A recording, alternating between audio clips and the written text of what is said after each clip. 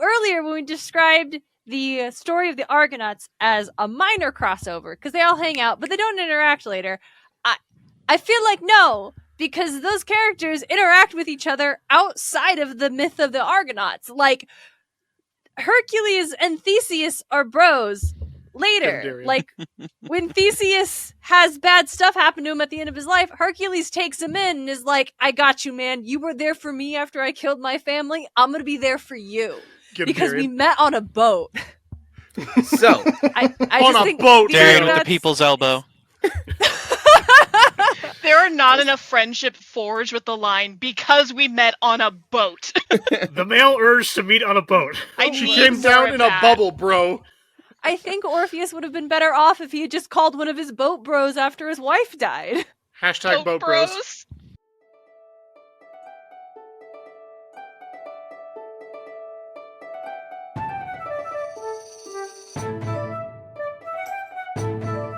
just a reminder, this is a spoiler-heavy podcast.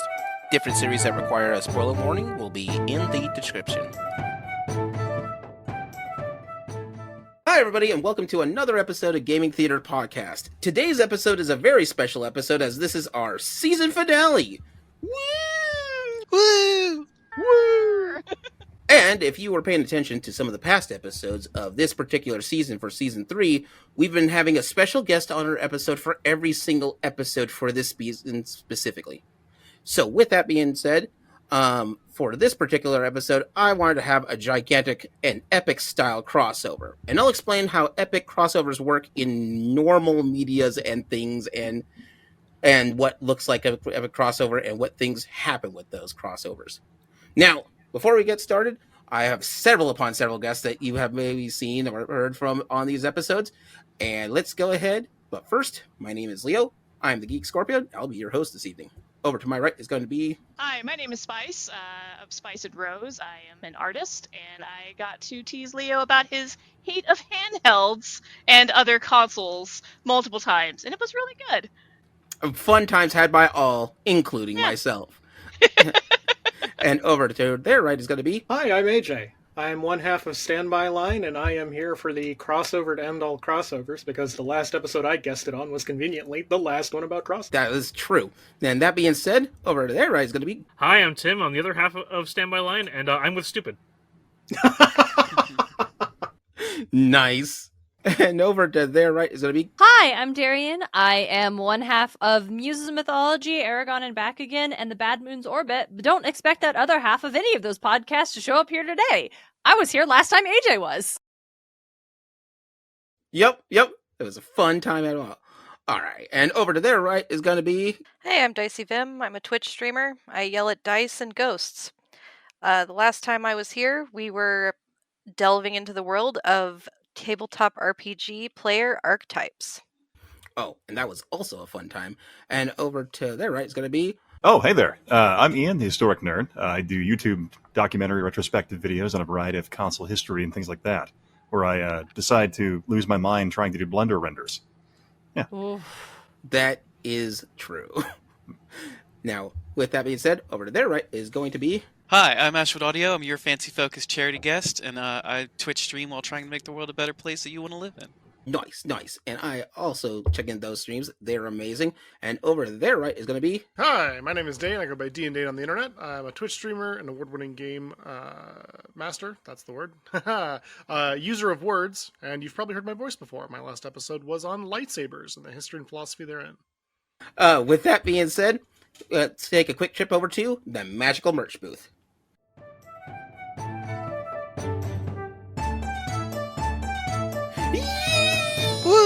So hype!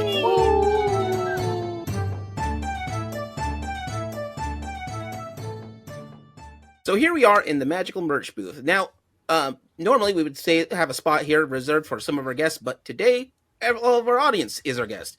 I want to give a moment to shout out and thank everybody here for supporting us for our Season 3 and actually coming out and sticking with GTP. There's more their podcast planned out in the future with other guests and with bigger topics or smaller topics, depending on which way I go mad with power on it. But honestly, thank you, all of our fans and all of our, that support. Thank you so much.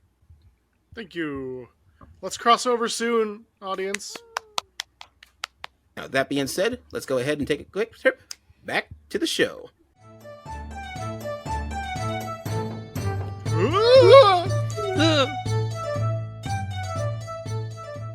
So today's episode, what we're talking about today is going to be about epic crossovers. If you were listening earlier, there in whatever earlier episode, we talk about regular crossovers. So there is a distinctive difference between an epic crossover or a major crossover versus a regular crossover. So for an example, one that Darien that we were talking about in our previous crossover episode, a regular crossover can be any group, different fandoms. There are any different IPs that cross over with each other. Not all of them are great, like the one from Brooklyn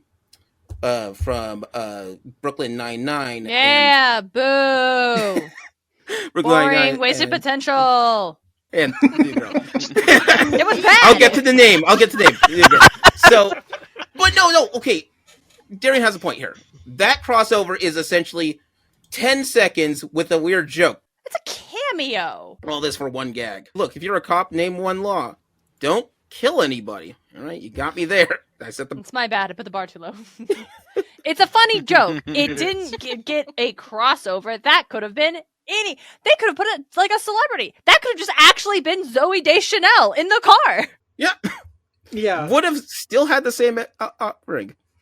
And other crossovers that we talk about are ones that sort of play into the fact that they exist within their same universe, but that's about kind of nebulous the way some of them play with it, like we talked about with NBC and how they did that. They had to have like somebody from Cheers for like parts of the 90s popping up with some consequences. No.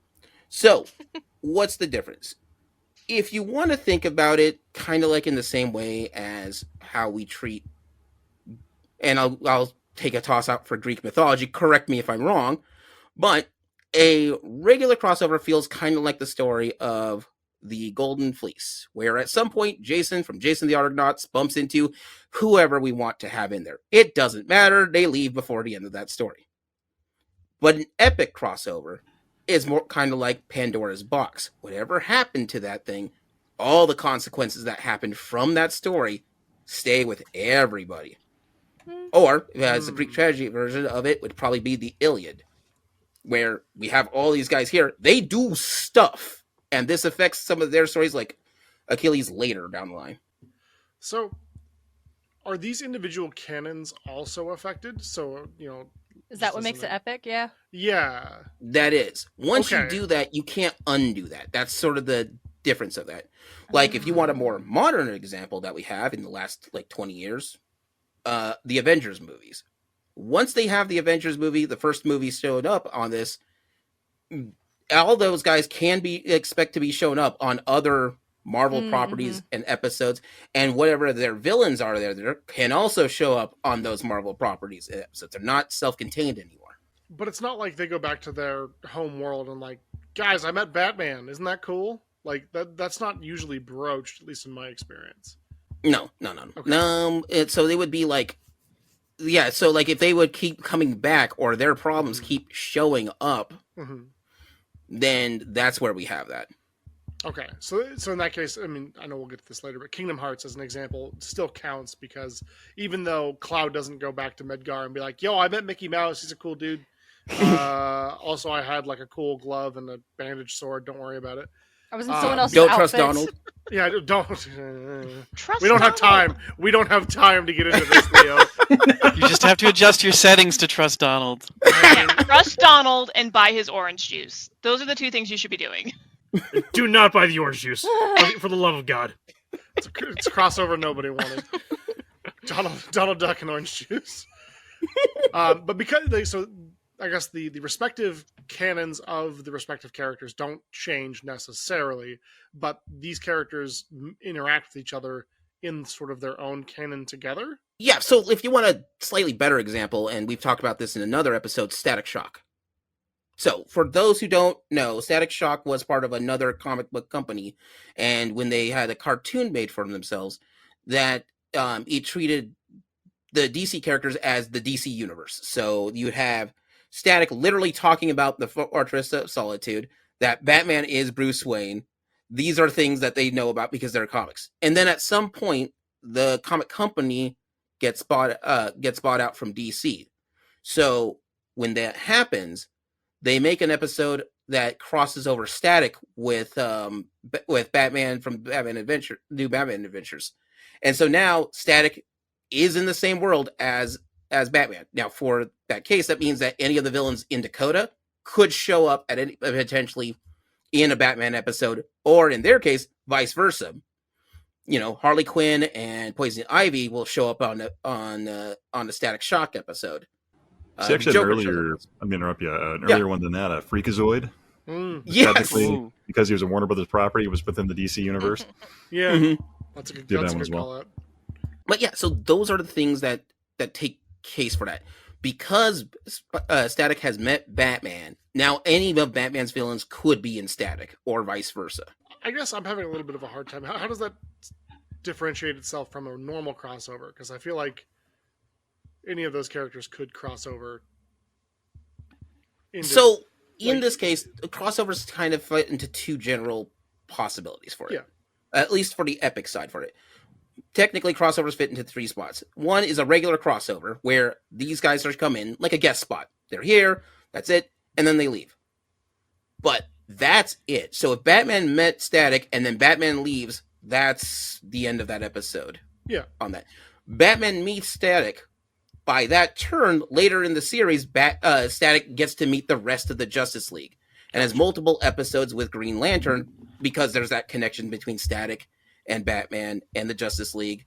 And at some point he has to fight Sinestro. And that's the thing that happens on that. So if the first crossover didn't happen, the excuse to have all these other characters would not be there. Okay, that makes sense. So So we're looking at longer term impact. Mm-hmm. Mm-hmm. Okay. Yes, that's sort of the big thing. Long-term impact is how you would define it. It's like I Love Lucy and the Adventures of Superman. Superman shows up for little Ricky's birthday at one time, but Lucy's not going to show up and hang out with Lois Lane. That would be so No, sick, she should though. have. No, she should have, She though. should. Yeah. So I as a would watch point it. of clarification for me, Super Smash Brothers, is that a crossover? Or is that its own little pocket of universe? Yes, so let me explain that portion for it, because that's a different kind of crossover. Epic Okay. crossovers I did want to make a point that I simply did not see that in the show notes. I'm like, how would you possibly leave this out? because I'm about to talk about it now. So I Right to the trap! added it like 10 minutes ago. Oh boy, here goes the rest of the episode. Time to unpack Super Smash Bros. Canon. So Kirby's the main character, right? it depends on your Smash Bros, but yes. He's always the main character. So anyway, there's two types of crossovers. There's these big crossover events. So the first one is one that changes your series for on purpose. That's already happening, and the other one is it changes your series as an ideology for that. So, for example, how many shows have you seen or movies have you seen where you have Frankenstein, the Wolfman, and Dracula all hanging out with each other? Monster Squad is great, yeah. Alvin and the Chipmunks. I buy the cereal every year. Does that count?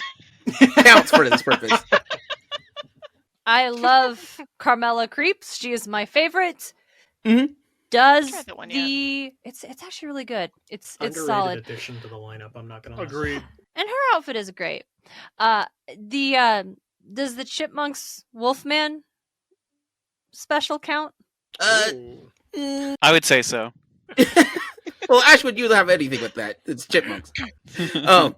But does the Wolfman come back later? I think it's just a one-shot thing. I Yeah, think it's it's just special. a one-shot movie. Yeah, so it doesn't count for that. Oh. They don't get to hang out with the Wolfman every so often, but they Maybe should. they do. You don't know their life. Yeah. They're neighbors. I know their episodes, What and about that's this- never showed up more than once. All right, pulling up AO3. What were you saying, Dicey? What about the Scooby Doo movies? Yeah. What about the Scooby-Doo movies? So, because we'll Leo? get there. The answer is yes, kinda. So it really depends on who's the guest on that The Scooby-Doo Hex movie. Girl. John Cena. Counts. The Addams Family. Counts. Can't see John Cena. It doesn't count. Damn it. Oh. So that counts. Because they all have their own series that happen afterwards, and they make references to it. Same with any of the Justice League ones for Scooby-Doo movies, because they're part of the canon. As we said, you call Scooby-Doo and the gang when you need something not as high tier as, oh, gotta stop the Joker? No. Gotta stop this possible real estate scheme? Scooby's got your back. Okay. I'm sorry, are you implying the Scooby Gang could not stop the Joker? By themselves? They usually have help with Batman or Batman-related incidences. No, Fred's they got a couldn't trap. do it by themselves. They would definitely need Batman also. Okay. Supernatural, Leo, and Scooby-Doo. Yes, It's one episode, sir. No. One episode. it does count as one episode, but but Dean won't stop bringing up the fact that he got to meet Daphne, which means it's part of their canon and their lore. That happens on multiple episodes after that. In fact, he used to wear an ascot for a while. Yeah, blame him. That's It's fashion. a good point. Yeah. Nailed it. But that's the thing. If that episode didn't happen, Dean wouldn't have an ascot. So True.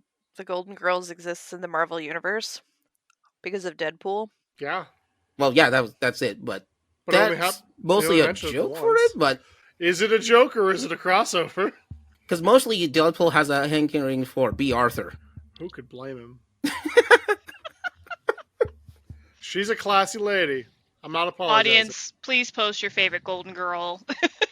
I'm glad to bring this up because, like, not just to bring the devil's topic, but like, Marvel specifically has a weird relationship with this kind of thing because, like, for a long time in like the 70s through the 90s, anytime Marvel had like a licensed comic, they would do their best to fold it into the main continuity. So, like, for example, Marvel had a very long running Transformers comic in the 80s, and that was canon. Like Spider-Man showed up in the Transformers. This is part of the same world with Doctor Doom and the Avengers. Mm-hmm. If you want a weirder example for that, Rom's Space Knight. Oh my god! I don't know if we can get into Rom. That is deep lore. Yeah, so we'll probably not because Rom Space Knight is his own thing. But the short end of it, a weird toy from Mattel gets made, and they literally say, "We don't have a backstory. Marvel, you come up with a backstory." And Rom Space Knight keeps coming up in the Marvel universe and is considered their own canon. Apparently, he's teamed up with nearly everybody at this point. What about the Call of Duty franchise and the respective people therein? Say, as an example, Skeletor or Alucard or Michael Myers. I think theirs are just fun little cameos. What about all of Fortnite? Yeah, all of Yeah, that's Fortnite. little cameos. They know what they are all of doing. Fortnite. All of What, Fortnite. what about the Spider-Man when they put the not the Daily Planet, that's Superman. Bugle. The Daily Bugle in Fortnite. Star Wars. Yeah. Palpatine's return was exclusively broadcast in Fortnite. Look, somehow dead Palpatine space. returned. Something I never want to think about, but everybody keeps injecting into my memory. That is amazing. constantly. Somehow Does Star Fortnite Wars talk returned. about Fortnite? No. But Fortnite talks about Star Wars, so in Fortnite's canon, Star Wars exists. Yeah, I'll and let the you have events of the Fortnite event are canon to Star Wars. Like, they are a very important part of Episode 9. I guarantee you. Fortnite is a planet in Star Wars. Star Wars also exists within the Orville universe as well. Yeah. Yeah? Yeah. Mm-hmm. I think we all remember when Darth Vader fought Peely the Banana. It's probably my favorite part of episode Thank God 9. Naruto showed up. It's true. To go to the other end of the Deadpool thing, I think we should also point out that Golden Girls is part of its own little sitcom cinematic universe. True. Yeah. Oh yeah. There are a handful of sitcoms around that same time that all crossed over with each other. Like a bunch of, like, Harry Weston from Empty Nest showed up on Golden Girls a handful of times. Mm. The girls were on Empty Nest a million times, and Empty Nest spun off into Nurses, and it So turned yeah, into a whole thing. Are they one of the ones that are in that Saint Elsewhere bubble? That's like Cheers and think it's for the St. Elsewhere Yeah. bubble. I was thinking They Cheers. probably are, yeah. Wings, I think. Frasier. No. Wings comes after. That's a whole different thing. So, because that's tied in with Cheers, not with Golden Girls. That's what I said. Oh, okay. Then I misheard you. My bad. It's like Cheers and Frasier also. Yeah. So these are examples of weird things where they're part of their canon, so something happens and it changes. Other ones are an ideology of it. So the story of the Wolfman, the story of Dracula, and the story of Frankenstein in their original books are not at the same time. No. However, for just funsies because of one particular movie, Frankenstein Meets the Wolfman. In the early 30s, they start thinking, why don't we just put these guys together? And we just do. And so a lot of like different canon stories will just have them together for no real reason, just because it's happened once, and we'll just glue them together. Like Jason and Freddy. Yeah, but then you wouldn't have the cinematic masterpiece Van Helsing True. Yeah. if you didn't have that. Very true. That's true. Or Jason versus Wouldn't Freddy. that be justification for, Jason versus Freddy? That's a good call, Dicey. Wouldn't that also be justification for Fortnite's lore and canon to be a crossover, an epic crossover? Then it follows the same rules as, well, we just keep putting them in there and they just keep doing stuff. I mean, As long as they reference themselves and they don't remove it. That's also the thing. With video games, it gets messier because if they remove it from the game because they lose a license or such, does that make it still canon? the map does change, but they keep bringing back the skins. Schrodinger's canon. Yeah. What's Fortnite's status in the Batman canon, do you think? Because of that FaZe Clan comic that kind of established that Fortnite is a game in the DC universe, but also... Yeah. I hate you so much right now. Well, and I know. I mean, Batman's using a gun in Fortnite, so that's tricky as it is. I'm going to say nay. It's the Joker Batman, but it's still Batman. But probably a much better video game based example that I found was Payday and John Wick. So the entirety of the game of Payday 2 gets redesigned for the purpose of having John Wick in the game.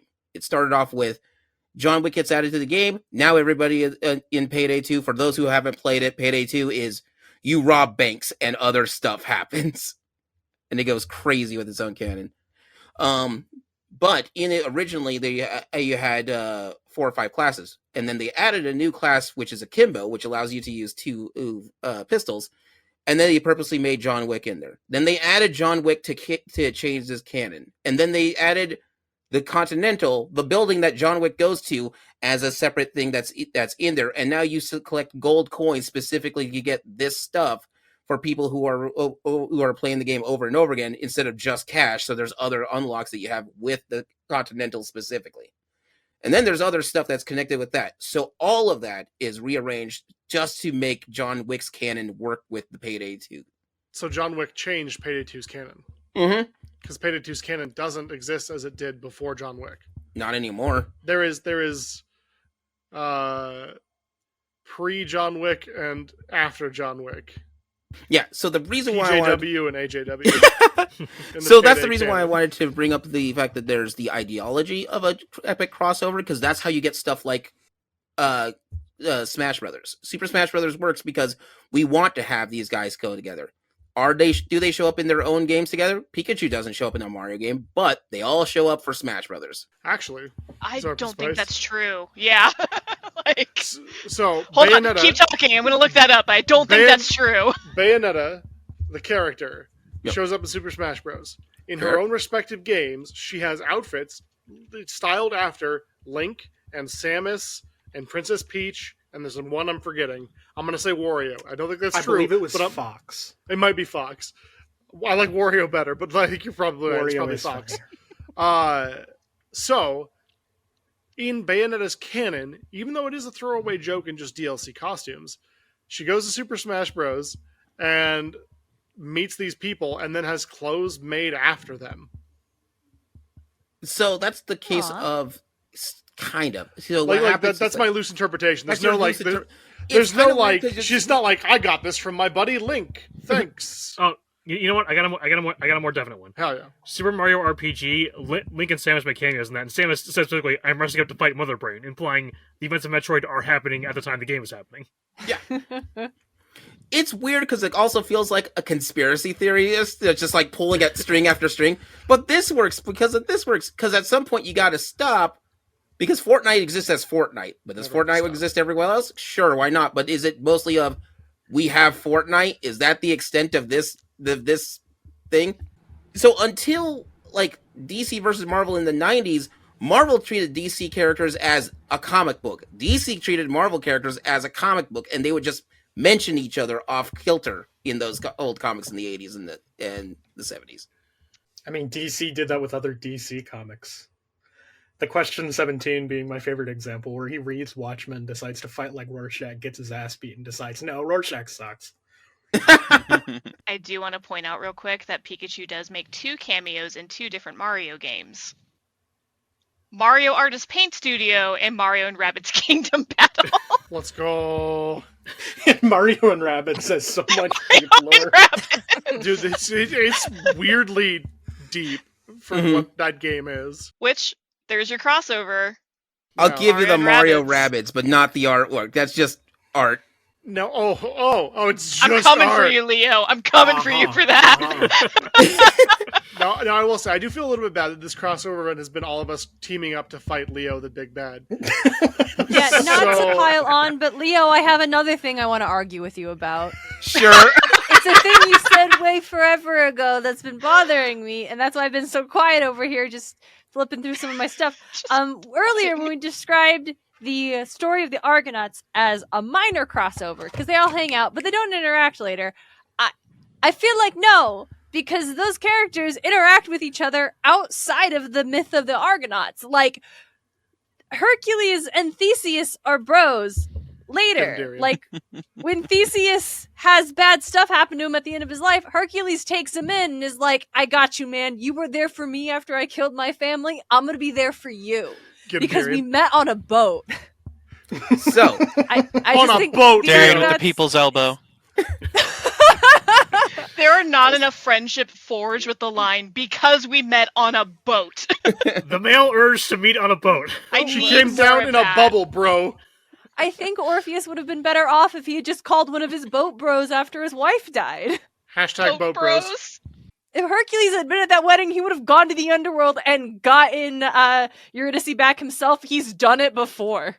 oh, he'll do it for funsies, though. Light work. This is a Tuesday. Okay. Love you, Leo. Okay, to bounce off. Oh, no, to bounce off that's the- okay. So, hang on. Because I stated, correct me if I'm wrong. And True. this is why. What about God of War, Leo? What about God of War? What about Kratos goes to Greece. He fights all the gods. Then he goes to Norselands. He fights all them gods. Where's he going next? Who knows?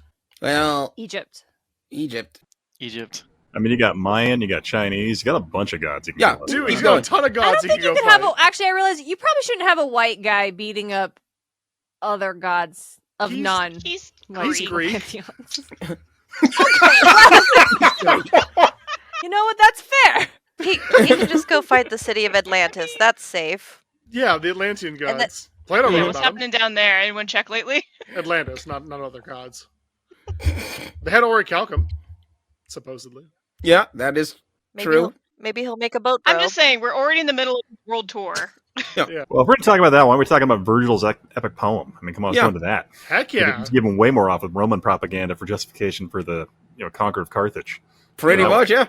Yeah. Why hasn't he fought Jupiter yet? That's what Say I it louder want for those in the back. So mythology gets weird. Near as I can figure from my research and such, canon doesn't count for crossover canons don't count for mythology. There's a new tagline for your No, podcast, no, it doesn't. Darien. Mythology gets weird. No, for sure. Mythology gets weird. Canons don't count. It's true. That's true. No, that's true. That is kind of the thesis. It's like, it's fine. There's like no canonical way to correctly reinterpret these characters as long as you were bringing something that is reflected and resonant to you. You don't have to be canon to the source material. That said, if you roll up in my YouTube comments on one of my silly little lip sync shorts and tell me I'm wrong about my interpretation of Persephone, I'm going to fight you and cite 3 different ancient sources, including the Homeric hymn to Demeter and Hesiod's Theogony, and use words like etymological. And you better be ready to fucking show up or sit the But fuck down. Lore Olympus Yeah. said... I've seen it. It's very fun to watch. And I love Lore Olympus. I'm so down to talk Lore Olympus, but don't roll up and tell me, oh, I'm wrong because you read a webtoon. There is the new tagline for your podcast. That's the one. Get the t-shirt. So that's where it gets weird. Near as I can figure from all the research I've done, until you get about to Tom Sawyer and Huck Finn, stories before that, for some reason, don't count as crossovers because they don't have a concept of a crossover. Because Oh most crap! of Okay, sorry, I got to go. Yep. I just realized something else in terms of crossovers. So if you want to talk like really amazing crossover, we can go back to Epic of Gilgamesh, where Gilgamesh meets Noah, who at that I'm point sorry, in time, what? Oh yeah. Yeah. Yeah. Give me more. Tell me more. Break it down. I'm so Yeah, glad. so if Story you, nerd, get him. if you go back to the Epic of Gilgamesh, like he essentially goes on this quest to become a god, and he finds Noah, who actually had become a god by essentially he was rewarded by the pantheon of gods for saving a lot of humanity and animals, right, to become a god. So he was teaching Gilgamesh how to do it. So you had a crossover of Noah, and then later amalgamations of him and the Christian Bible, other Bibles, things like that. But yeah.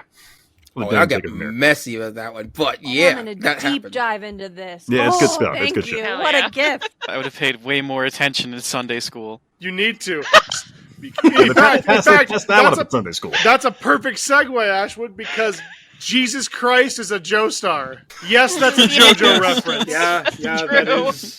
that is in fact a JoJo reference. Praise the JoJo reference. So is We that got a some DC crossover, crossovers. Leo, or is he just a character? Like, is the actual biblical character Jesus H. Christ crossover, or is he just a character in JoJo's Bizarre Adventure? I am not the one who's going to have to talk about that. You have to reach out to the author of JoJo to figure He's a that one out. stand user.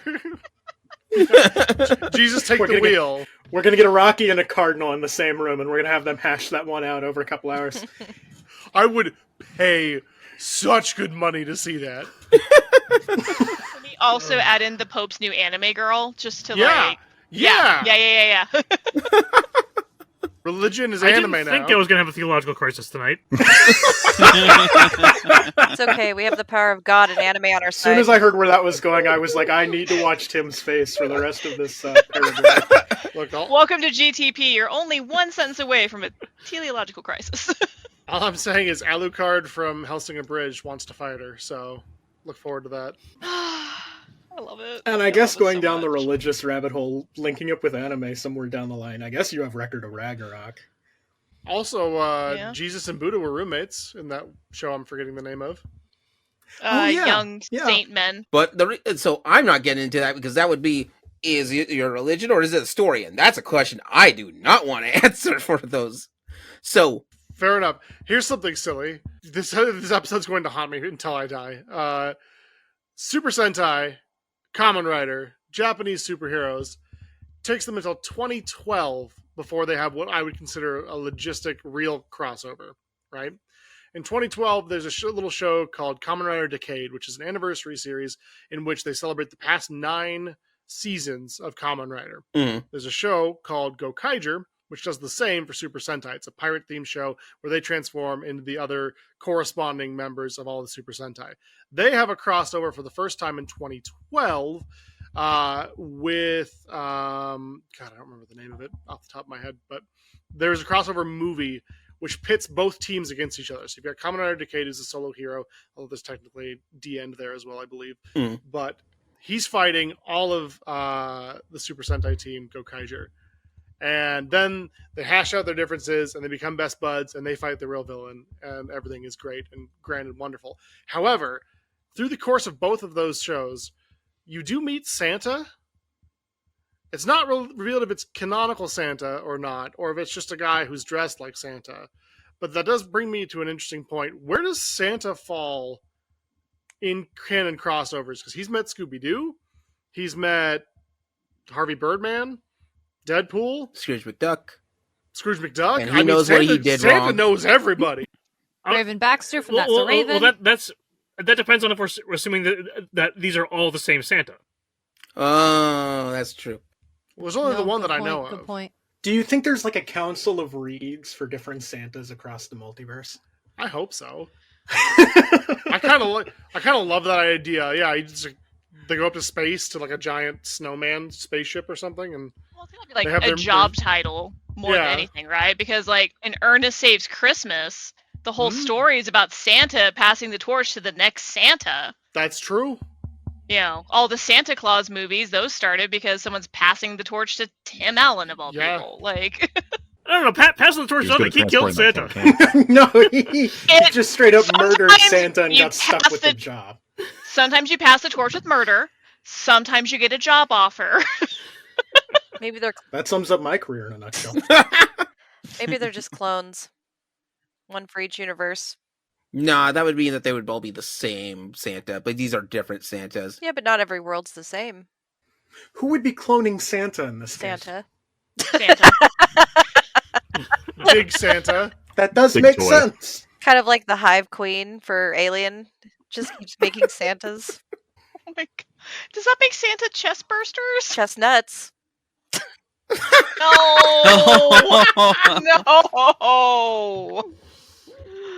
I don't think I like where this conversation went.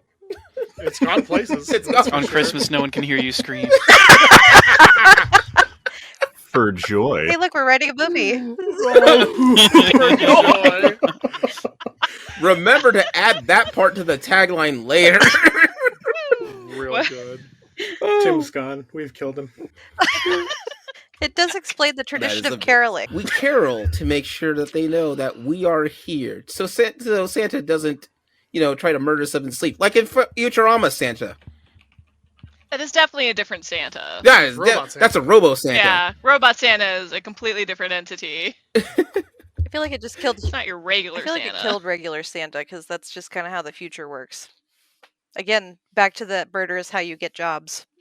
He didn't kill the previous Santa. He was built to be Santa, so maybe the old Santa died. Well, so they actually explained that they actually had a good Santa, but apparently, much like a lot of robots in Futurama, they have an evil or kill switch on there to murder Yeah. people. So that's just a thing it does. That's standard operating procedure, really, to put these switches in there. It's like Doofenshmirtz. Every time he builds a thing, he's got to put a, self-destruct button in there for no real reason. It's part of the thing. Hey, let's be real. Logistically speaking, great idea.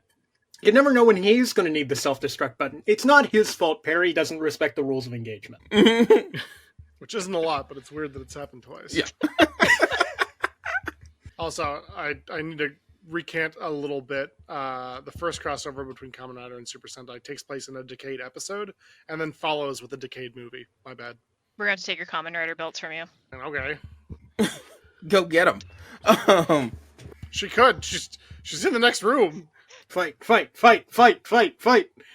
I can leave my bedroom at any time and go steal his shit. She also has a wireless headset. She's got more power than I do. I'm tethered. Oh, what is it? But back to the subject that I had with ICS crossovers on this, right? So, probably the biggest crossover, at least in general, is Crisis on Infinite Earths, that comic strip, which I love it because it's built in a way for, we own too much stuff and we need to put this together because now it's confusing.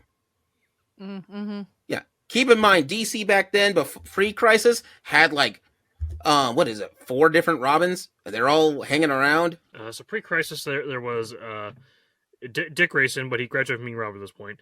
Jason Todd, and pre-Crisis Jason Todd was basically just a clone of Dick Grayson. Yeah. There was Earth 2 Robin, who was just grown-up Dick Grayson, and there was one more, but I can't remember who it was exactly. Yeah, see? This is the problems we get. No, Dark Knight Returns hadn't happened yet. It wasn't Carrie Kelly. Well, it wasn't. That's a different Robin.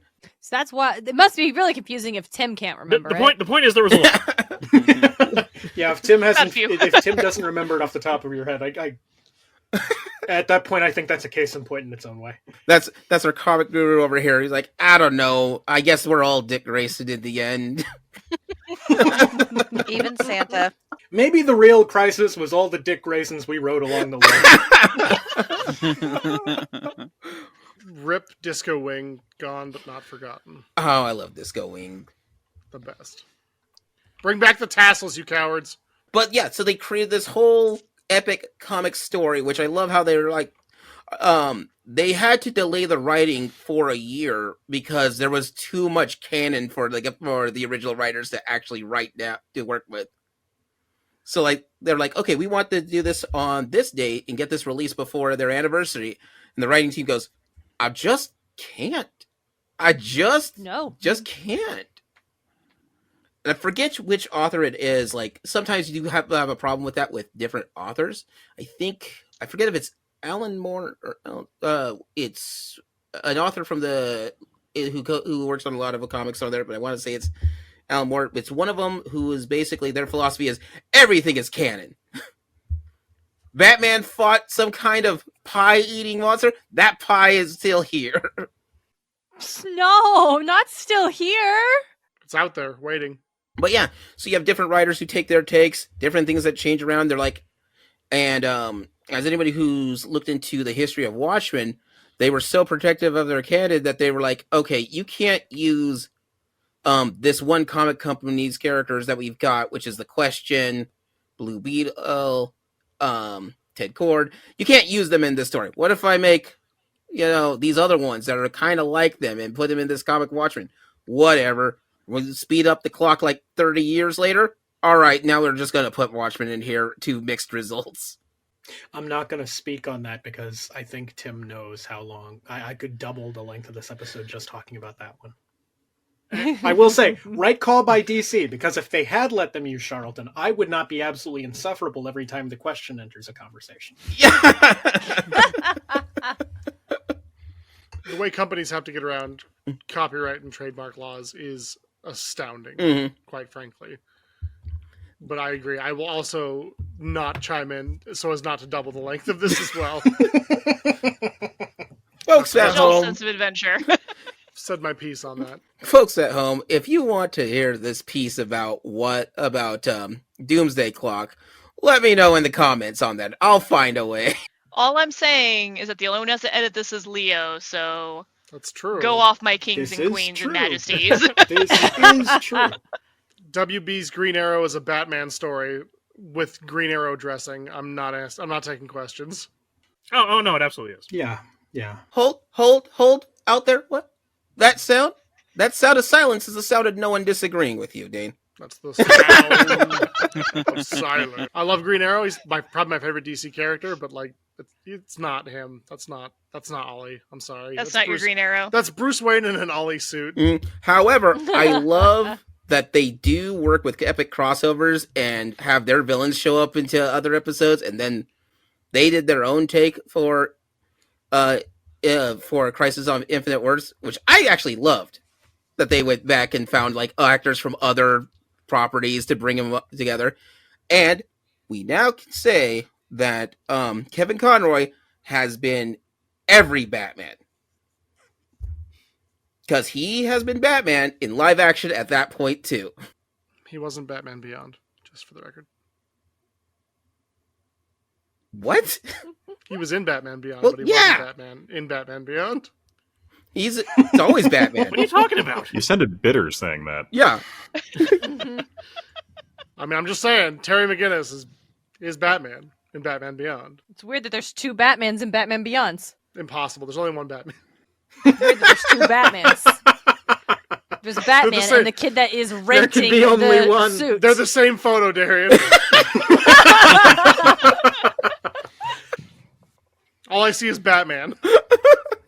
My trolling aside, let's continue. Timothy, I need you to be more involved in this conversation. I've Okay, dealt you know damn well that if I contribute, we're not leaving here for another 6 hours. Look, I did what I did to deal psychic damage. I'm happy with the results. My trolling aside, Kevin Conroy's been every Batman. Except for the ones he wasn't. Now that I think about it, I think truer words literally have never been spoken. Kevin Conroy is every Batman except the ones he wasn't. Yeah? I mean, that's true. The amount of I would times agree. DC goes back to, we need a voice actor for Batman. What about Kevin? Kevin's cool. God, rip the goat. But yeah, so Crisis of Infinite Earths is a way to solve your problem by combining all your universes together and then making into one epic crossover. And then whatever comes out at the other end, that's what we're sticking with. That's the rules. My problem with comic book crossovers on this grandiose scale is that inevitably they start out with the best of intentions. We are going to cull the worlds, we are going to cull the universes, we're going to bring it down to a more manageable level so we can tell new and interesting stories using characters from different universes that you liked. And then inevitably, they go back and seemingly tell the exact same stories using these new universe characters. You know, when was it DC 1? I don't remember what their title for it was. Probably mid 2010s. Oh no, that was the New 52. New 52, thank you. Yeah. New 52 came out. They were like, we're not doing the Killing Joke. It's off the table. We all know it already. We're telling new stories. And then they do the Killing Joke. And it's like, I love the Killing Joke. It's great. But, like, do we need it again? Right? Like, it's sort of the Spider-Man Uncle Ben or origin story problem, right? Where how many times do we have to see Uncle Ben get murked before it's like, yeah, we got it. We're good. Like, thank you. All set. I don't know. It bothers me that they start with the best of intentions. They want to bring things to a more manageable canon and do these huge crossovers, which I love, but inevitably their storylines typically tend to go just the exact same way that they already did, thus defeating them culling these universes and having to do another crossover event down the road. Yeah, and then you get cases, not to go back to the question, but it is the best example I can think of. You get something like Deaths of Vic Sage, which is canonically a sequel to the 87 comic, and then it's like, okay, does this take place in the pre-New 52 canon, or are we canonizing the 87 comic for the post-New 52?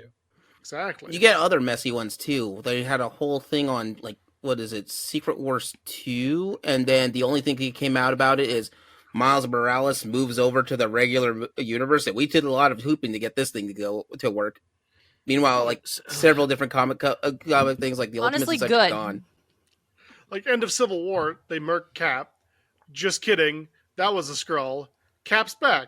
Don't worry about it. Like, okay, I guess. Thanks. Okay, so for this conversation, there's a difference between crossovers as we're describing them and comic events, which are really, which I wouldn't describe as the same beast, because the whole point of, like, at least the big two in American comics is these are all these are events happening in the same universe at the same time. Anybody can show up anywhere, so inherently, a character from book A showing up in book B is not that big of a deal. So you have to invent a situation that affects everybody in order for the kind of story we want to have. The problem is people took events like the original Secret Wars and Crisis on Infinite Earths and took all the wrong lessons. Mm-hmm. Oh, yeah. You hate to see it. Now, have you ever heard of a crossover event to try to save a company or two? So let me go back to the 90s for you on this one if you haven't. Okay. So back in the 90s, there was a thing called a comic, it's, I guess, the comic crash in the 90s when they were oversaturated.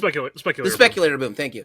So in the late 80s, early 90s, there was this big speculator boom for comics because there were a whole bunch of articles and such saying, hey, this comic that's been, this Superman #1 sold for like $800,000. Spider-Man or Amazing Fantasy #15 sold for like $150,000. So what happened is that people kept getting these articles for it, and what they would do is that they would go to comic shops and they would buy 2 of each comic, one to keep, and one to trash out. The thing is that they were buying a lot of the newer comics, hoping that they would be more profitable later down the line. But you have this speculator boom for it. Some of them get really bad at it. Marvel's accounting terms was one that got really bad at it. What they saw was, oh, so many people are buying these. Let's go ahead and make a bunch of shops that are specifically selling just Marvel merch, and that's it. Kind of like your Disney store, except they're not Disney. And after a while, people stopped buying comics in those duplicates again. The most sold comic book on Earth, as far as total titles, and I don't know if there's a new contender at this point, but in the 90s, X-Men got revamped to X-Men 1, which is similar to what we had for the X-Men 90, the original 90s comics. That's where they get their character listing from. So they come out with that, and it's because of this speculative movement, it becomes the most sold comics out there for it. So what happens is that all comics across the board gets trashed. Okay, if you are an independent comic, you're lucky if you're going to make it out of this mess. So why I come up with a crossover for it is Marvel's tanking, DC is doing bad as well, and they decide. And so some other guy, and if you don't know, in the comic industry, a lot of artists and writers will start moving hands from one company to another because it's cheaper to get them through freelance work like this. So at some point, a couple of people get together and they're like, hey, why don't we have Marvel and DC, like, I don't know, actually fight each other? They present it to their bosses and they go, you know what? Let's try it. Let's do this thing. Let's go for it. Keep in mind that Marvel and DC at this time were trying almost anything to keep themselves afloat for it. That's one of the reasons why they finally decided, okay, how about we kill Superman? This is a running joke from their writers from the 60s on to the early 90s. Like, why don't we kill Superman? That's a hilarious joke. We just move on and we go into other Superman stories. And so one person in the writer's room will always pitch that, and then they're like, you know what? Why don't we do that? And that's how you get Doomsday coming up, and with that problem. But for Marvel, they did other comic issues such as like the Clone Saga, which goes on for far too long. Or one of my favorite comics out there is Maximum Carnage, which goes on far too long for that comic to needs to be wrapped up in 15. No, we need to sell extra comics. Let's make it up to like 22 issues. Why? We'll just do it. So when they had that split up, they worked together and they created DC versus Marvel, which is a fun concept for it. And in order to make it work, both Marvel and DC legally owned the amalgamation characters together, which that's a mess and a half to ever work to make it happen again. It's like Who Framed Roger Rabbit? We'll never see another one. Yeah. Did Tim just get up to get his omnibus? Is that what's happening? It's gotta be Wait. Oh, he's back! Yeah! Oh, there he is! As soon as he stood up, I was like, either somebody grabbed him for something or he's getting his omnibus. So, because they made the amalgamation universe, so there's all these weird stories that are tied to it, but they only exist right here, and that's about it. But it was a desperate play to try to get them to sell more comics because, well, the comic industry as a whole is sort of floundering at this point. I was just gonna say, maybe if Disney buys them. Disney buys. Well, Disney can't. So Warner Brothers owns DC, and they have had it since the late 60s. For now. Yeah, no. This period in the 90s, this is when Marvel starts selling out the rights to like Spider-Man and the X-Men, and that's how we got the Sony and Fox stuff. Yeah. Mm-hmm. Yeah, the 90s into the early 2000s are such a weird place for Marvel financially that's why you have such complicated rights issues nowadays. Mm-hmm. Is because they were essentially just selling off whatever rights they could to stay afloat without selling the entire company. And then It was all that story when Sony dropped by to buy Spider-Man. They're like, well, we have all these other characters you can buy. They're like, we only want Spider-Man. That's the only thing we're paying. We're all set. I can't blame them. Keep your trash. They knew what they wanted. Keep your trash to yourself, peasants. We've got to kill Uncle Ben by 5. We got the same movie to make 3 times. It's kind of funny you brought that up because like DC versus Marvel, it represents like one aspect of like, by the definition we're using, DC and Marvel wouldn't count as an epic crossover because it's just the characters coming together and they have a self-contained story, and that's never referenced again. Yeah. But in the early 2000s, we had JLA/Avengers, and that is canon. Yeah. Yeah. In very weird ways, but it does count. It still counts on that one. I think DC is probably like the king of really weird canon crossovers. Like, not only going to the Fortnite thing I mentioned a ways back, you have JLA/Avengers, and you have perhaps my favorite weird crossover thing to explain, which is how DC exists in canon in the Mortal Kombat universe. Yep. Because Joker has persisted through 3 time resets, and everybody knows who he is from the first one. Because I think it was like the 8th game in the series was Mortal Kombat versus DC, which is very divisive. Everybody's got opinions on it. Mm-hmm. But Mortal Kombat 7, which was Armageddon, was supposed to be kind of the end of the original era of the franchise. Well, Midway doesn't do so hot. The Mortal Kombat devs are trying to keep the franchise going because it is very iconic. Warner Brothers goes, okay, well, we're in talks to do a DC game. We will fund you long enough to do that crossover game. So everybody goes, great. Ed Boon's like, yeah, sure, I love this. They write a whole story about Mortal Kombat and DC essentially colliding universes.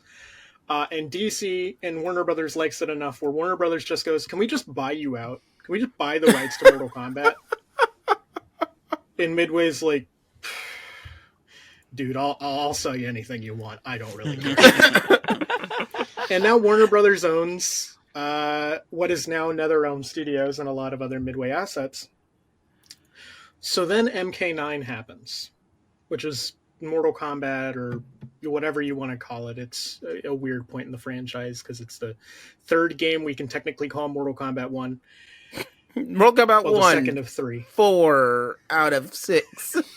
Yeah, exactly. And it's a whole new timeline. Mhm. Mortal Kombat 10 comes out. We're continuing the new timeline. Mortal Kombat 11 comes out and is supposed to be the end of this timeline. Joker shows up as a DLC character. Everybody who interacted with him in Mortal Kombat vs. DC knows who he is and is very upset he's here. And he Fair. He really kills somehow the vibe. crosses over with characters from before the reset for his tower ending. And then that somehow gets brought up again in Mortal Kombat 1, which is a different timeline. And yet they wouldn't put Ultra Instinct Shaggy in the game. I know. I know. You know what? But now we have Ghostface. Yeah. And please don't ask me about how Ghostface is in Mortal Kombat. I still don't understand. Or Terminator or RoboCop. Right, true. It's a couple of ghost faces, isn't it? I think there's some different dialogue depending on which costume you're using for them or something. I was reading something about that where like it could be So, one of the Matthew multitude of Lillard's ghost Ghostface right there. faces. That's all I Yeah, care so about. like if you're just playing, if there's just one Ghostface in the match, it's just Billy Loomis, the original from the first movie. Yeah. If you bring in more, that's when it gets confusing. Yeah, that makes sense. And now suddenly, like, Billy and Stu are fighting each other, but apparently also they have a bunch of Mortal Kombat characters from 2 timelines ago as their backup ghost faces, and it's just... I was gonna say fighting games are just like great for crossovers Oh, very much so. Yeah. because like Marvel vs. Capcom or like the Soul Calibur games. Which system you got? Tatsunoko. Who do you versus- want? That was yeah. great. Yeah. Yoda. Yeah, Yoda. Who got Link. Yoda? Was it Xbox? Yoda, Link, and Spawn. Well, GameCube, I think.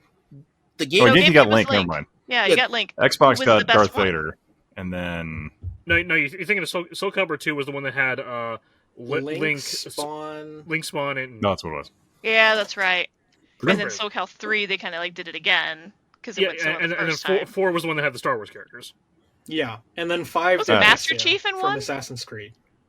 No, No, No. Master Chief's in another It fighting was- game, though. It's What game is he in? Who was the third person in 2? It was Link, it was Spawn, and I think it was Yoda. Kratos is coming to mind? No, because Yoda, Vader, and Hold Starkiller up. were I- 4. Is it Heihachi? I want to say it was Heihachi from Tekken. It was Heihachi. That's right. Yes. You're right. It was Yeah. Heihachi. And then 5 did Ezio from Assassin's Creed, and then 6 just kind of threw everything at the wall. Geralt was in the base game, and then I think it was 2B and Haomaru in DLC. I'm just waiting for Witcher 4 to confirm that the reason Geralt's gone is because he's, like, fighting Siegfried. I love that. Just cutaway gag I where would you love just it. see him screaming about portals, fending off Siegfried. and then the Joker's there. From Mortal And then Kombat, the though, Joker's weirdly. there. Yeah. Yeah, it's not DC Joker. It's the Joker from Mortal Kombat 11. Why is Joaquin Phoenix here? Dancing. God. Oh man. But yeah, so when we have these crossovers and we're talking about these things, they can be a mess and a half. So if you can keep it organized, they're a fun time for everybody. If you don't keep it organized, they're a fun time for everybody. It's just what you get out of it, right? So like, yeah, the Joker is in Mortal Kombat for reasons whatsoever, but they keep Joker in there for other Mortal Kombat games for whatever.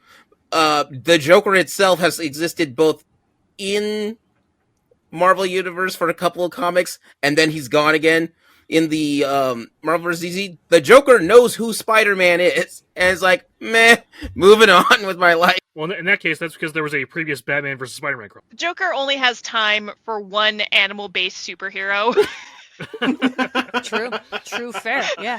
and he chose Batman. He can't take Squirrel Girl. True. Could No not one take can. Squirrel Apparently Girl. I no one can't. did I'd Squirrel. love to. She's unbeatable. Aha! I see what you did there. Hey, I have a question Yeah. about the big picture, not something micro.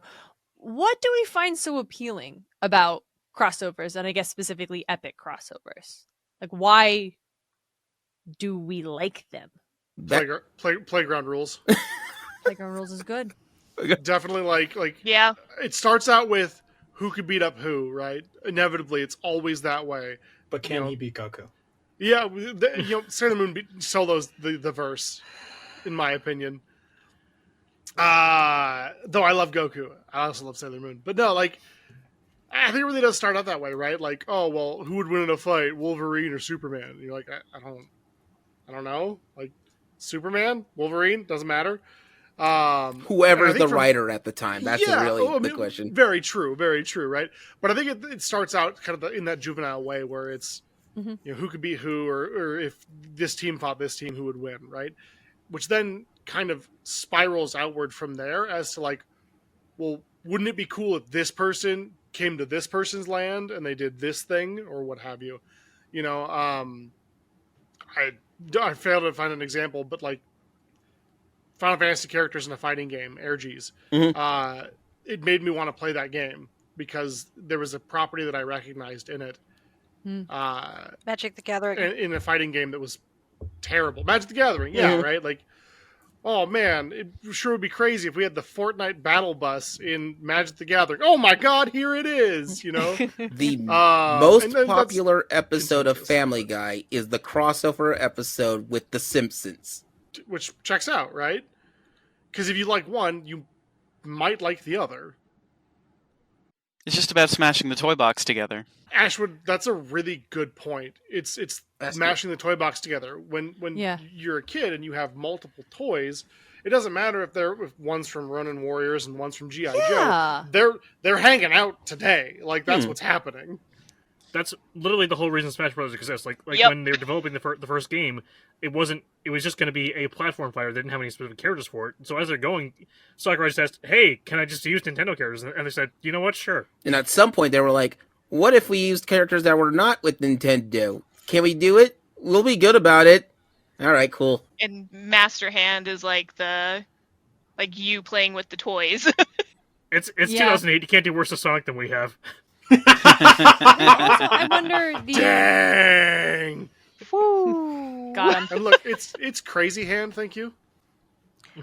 There's Master and Crazy. There is multiple hands in the Hand universe. There's just Crazy here. No.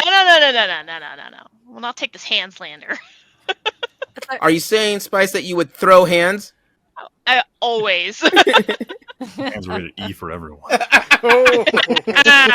it solely based on the concept of like violence and who is stronger than who and who is better than who, or is it also, wouldn't it be kind of cool if my fictional friends were also friends with each other? I think that's very much so that.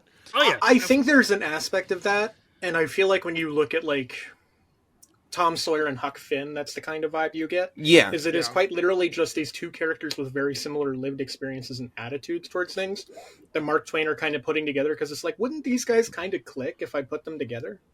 But then you go just a little bit further down the road and you get like Sherlock versus Lupin, and it's like, okay, well, yes, this is a matter of who beats who. The unstoppable force or the immovable object. Sherlock versus Lupin doesn't happen, but that's a different story.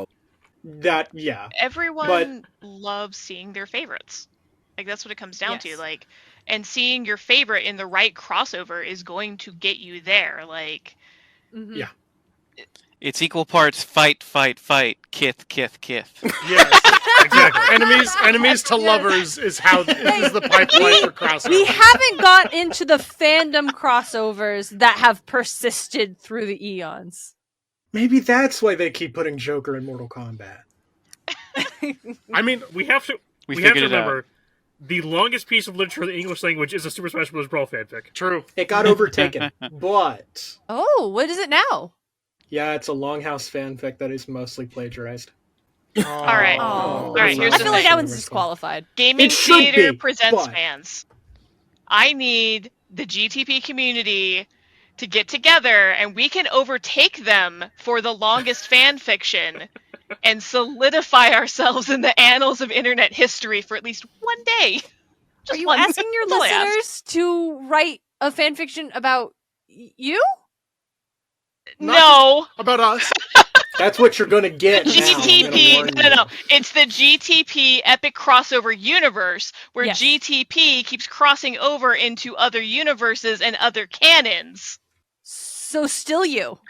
You're Not still inviting people to necessarily. Spice. You are inviting the internet to write fan fiction about you. Spice, I want you to reflect on this. I want them to write about everyone but me. Oh, no, That's not how it works. That's not how this That's works. not That's how it not how this works. I hate to say it. Viewers, it is Spice and Rose. The and is spelled out. Ashwood, no. Fandom splits over whether they spell it out as it's spaced, is it hyphenated. I mean, if it's the good one, not the evil one. The evil one uses a hyphen. True. Spice and Rose stare down Yusei Fudo and said, "Draw your last pathetic card." To which he said, "Why don't you come over here and kick my engines into overdrive?" Ooh. Just make sure you Ooh. put Dane into the Cars and Shrek crossover No! chapter. No! Shrek I'm good with. Cars, I have questions. What kind of car would Dane be? He's a truck. Oh my god, Truck does dude. Shrek count because it has all the fairy tale Yes. creatures? Yo! Oh. Pinocchio by name is in that. Yeah. And the Shrek is- gingerbread man. Yeah. And the gingerbread man. Lord Farquaad. Puss in Boots. Put some boots. That's Mhm. true. That's true. Fairy godmother. Gingerbread man. Dragon from all of the stories involving dragons. Yep. From Busy woman. Dungeons and. The Dungeons and Dungeons and. Uh-huh. I used to have dungeons, but I wish I could cross it over with something. Pizzas. Something. I got an idea. Did you get Dungeons and My Dragons? Best I got is swords and sorcery. I'm sorry. Dragons and My Mazes Dungeons. and Monsters is a far out game. Yeah. Yeah. Unfortunately, you have to sacrifice your younger sister to play that game. Usually just her teddy bear, and then you get the warlock powers. So I have a question. Did Yeah. we just devolve Weird. all crossovers into Kiss, Marry, Kill? Yes. Yes, Pretty yeah, much. basically. I would like to add Yeah, for sure. Kiss, Marry, Kill, Corpse, or Chariot. Those are included underneath the other. Corpse and Chariot? Or Corpse Chariot. or Chariot. chariot. I'm not familiar with this expansion pack of the game. It's the advanced rules for sure. It's if the Trojan horse got a little weird. Is it a corpse or is it a chariot? This is just a mess here. All right. You knew what this was. I'm just trying to desperately get it back on track. You are so welcome, future Leo. You knew what this was going in. Are you kidding me? Oh yeah, I'm gonna get all of my past guests back together on one episode. Nothing will go wrong. They were so Future well behaved Leo crying. individually. Oh, Oh no, I don't have it wrong. I got one thing to put out about, like, essentially you have the Cars universe, which means, like, in the Cars universe, World War II occurred. yeah.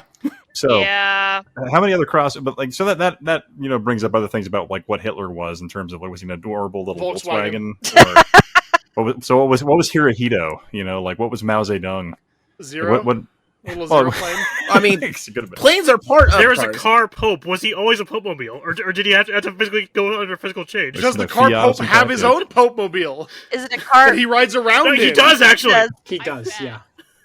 There are bird Since- planes. There are birds that look like planes in the universe, Raises but there so are many also questions. planes who are sentient people. How does that work?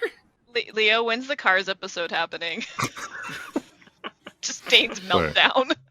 He's got to figure out the right angle to approach it with. I gotta figure out how to get there, but I'll get there. I think it's with that, but you can always point to World War II as being a chronological event for a lot of other media. Yeah, Don't forget about the boats. did the cars fight in World War II, or were there humans there? I don't know. They fought in them. The boats? Yeah. It's like, like Battleship Missouri was there fighting, so it was its own car. My God. So do they feel pain? Do they ever explain that? Is that a thing that cars feel? Well, so they do make reference to like incontinence. So I assume pain is probably up there. Like Mater spills oil, and they're like, "Ha, he peed." Yeah. I mean, But Making like, fun of them. the but gasoline is food to them, and oil is apparently blood. So I don't really, I guess, know how the anatomy of a car works. the old picture of Doc, Yeah, the Hudson Hornet. Hudson Hornet. Yeah, he was all banged up Yeah, from they a did- race, so they- that would they- imply They did pain. treat that like a career-ending injury. Yeah. How do they change the light bulbs in Radiator Springs? The Force. I don't know. How did they change their light bulbs and radiator springs? I don't know, but they're on the roofs, and I have questions. Tiny car on bigger car There's a with a fire ladder. truck. Maybe he does it. Yeah. Very carefully, I think, is the end of that Put joke. the but that's- little Italian car up there. It might He work. does it. The little Vespa, too, or whatever, the scooter. the Ouija scooter. Luigi, I think. is I his totally name. derailed that. Sorry. Oh no! No, like Yes, the cars. you did. The Well, cars. We were universe- already gone. You opened up a can of oil, and Dane needed to spill that. That's what's happening on that. He needed to just Legitimately- glug it right down. Wait, Dan, did you ever think of being connected to the Maximum Overdrive universe? Oh, I was kind of wondering. You mentioned the battleship. If that would connect. There's an anime girl battleship mobile game. Yeah. So I wonder if maybe there's a Cars. I don't remember what this girls. No, it's not Girls Frontline. It's a different one. But I wonder if there's a crossover between the Cars universe and that, because like those are battleships that are anime girls. So maybe it's the best of both worlds. I bet they probably fought in World War II as well. Do you think there's a Captain America car now? Probably. Wait. Probably. Anything is possible. Wait, Legitimately, the last thing I'll say about the Cars universe before I derail this into a Cars podcast That is not the subject of today. it legitimately gave me an existential crisis watching the first movie, and my Twitch And the chat second. loves that. for your future Cars podcast, what do you think the Yeah. Transformers would think of the Cars world? I think they'd be horrified. Ooh. That's wrapped What in if one the floor. Cars gets the Allspark? Is that how you get Transformers? Well, it depends on if you have the matrix of leadership No. or not. But yeah, Tim's right. No, Lightning McQueen? see, they transform and then do that. The cars just are sort of quote unquote born that way. Yeah, are they born or are they created, Leo? I don't know. Are any of us born? Are any of us created? Why do they have a speedometer and a fuel tank inside their head? They must be able to see them. Maybe. I don't know. Is that like watching your life run mean- out? Maybe. Sorry, Leo. I'm sitting here trying to come up with a good podcast name for a Cars podcast. Is there a stereo in there? Do they got a CD player? I don't know. Ugh. Now, anyway, Crossovers. crossover. Future Leo and Dear Leo, Factory. when you do this episode and you're going to edit this mess, you realize what you have done. Signed, how Leo. could this happen Dear to Leo, me? you're welcome for the side YouTube video of me ranting about cars. Enjoy that extra content. Thank you. Subscribe now. Car tent. Yeah, content. But yeah, so I really don't. I think we've hit all the top arts I want though on this one. So here's the thing: when you have a crossover, Dicey has something. oh yeah, go ahead. I was just going to say one thing that was interesting that several people brought up that is legitimately on topic and not Cars related is Ashwood called out the toys. We didn't. We'll use find a that way to though. tie it back in. That's fair. The toy box theory and the kiss Mary kill thing. There's actually a board game that has kind of like we've started to see crossovers head into other media aside from like books and TV and movies. Board games have also started to kind of emulate some of that. As an example, there's Super Fight, where it's literally you're cobbling together a random creature that could be anything. We had someone have an Evangelion that had a rhino or a panther that was defeated by a cosplayer with, I don't know, laser bears, because clearly a cosplayer would know how to defeat an Evangelion. But, all sorts of different things come out of that. Like they've made packs for like superheroes and obviously non-branded content, but Mhm. it's just kind of that same vibe of the crossover in a board game format. That's what Smash Up is all about. That too. Does Lorcana count? Yep. It's kind of its Kinda. own Tim's crossover. I was going to say it's kind of its No. own canon. Isn't Self it? crossover. Yeah, because Yeah. like Fencer Mickey or whatever they call him, like the Robin Hood Musketeer. Mickey card that they have. Yeah. Well, I don't. Yeah, Musketeer Mickey. I don't know I'll if turn it my is the camera on if y'all want to Musketeer- see my Lorcana. No, that's Musketeer Mickey. I Is have it that really? card too. I thought I have him. I need to see. I with have my all hand. the Musketeers except for Goofy, and it is breaking my fucking heart. Because I didn't think he looked like the Musketeer from the You maybe may be thinking that I'm thinking you may be of. thinking of a different one then. You really honestly. have really bad Goofy related luck, huh? I really do, AJ. I really do. trading cards are kind of weird in this regard because you'll have something like Magic the Gathering has like established characters that will get printed in different sets, but like sometimes even in the same set they'll get printed in different variations, so you don't really know which one's the quote unquote real one. Yeah. Yeah. So it's kind of hard to keep track of what is the crossover element and what's just us kind of screwing around. Yeah, and I think true. as In you this- kind of like pull the camera back on board games in general, you also get the thing of like game systems, which allow a lot more crossovers. Like you've got like if you really wanted to, like the villainous systems are mostly compatible with each other, and they run the gamut of everything Disney owns. You've got things like the pandemic system, which plays almost identically in every variant it has, and it has a million versions. Mm-hmm. Well, and Hasbro's TTRPGs combine G.I. Joe, Transformers, My Little Pony, and the Power Rangers to where you could Fun. do literally a crossover game where Yeah. one of you is a pony and one of you is a Transformer and one of you is a Power Ranger, and you just like mash That sounds together. great. It sounds awesome. And honestly, the Transformers side of it that I've played, I got a buddy's into Transformers. He ran a game for me, and it's awesome. And I can only imagine that the crossover is just as good. Also, for the record, I was thinking of Brave Little Taylor. Mickey. Yes. Oh, okay. Agree with one blow. Yep. No, totally. So sorry. So sorry. No, you're to believe okay. you, Dane. I was just like, he's got a feather hat and a sword, but it's actually scissors, like Kill la Kill. So It's the I was scissors. Yeah. I was it's the also little- wrong. Kill la Kill Mickey should exist in the Kingdom Hearts universe. in Ryuko Matoi's outfit. Absolutely. I want to clarify my comment regarding Lorcana isn't just, oh, it's all Disney. It's that the Disney company is very, very adamant that the Disney characters are not friends with each other outside of their respective properties. Yes. they're Like very they adamant. they aren't. They don't hang out. You never like they have like a princess comic, but each little princess adventure, like it's the princesses, but they are not friends. It's like Mulan and her friends, and the next one will be Belle and her friends, but not together. So in the Lorcana, it is canonical that these characters are interacting with each other in a way that they have never actually been allowed. Now, they're not really the version of their characters. They're made of ink, but like that aside. Was it Wreck-It Ralph Yes. that had all the princesses in a Yeah. room Yeah. together? Well, there's Yeah. also Yes. They're not the real princesses. They're video game avatars on the Disney quiz.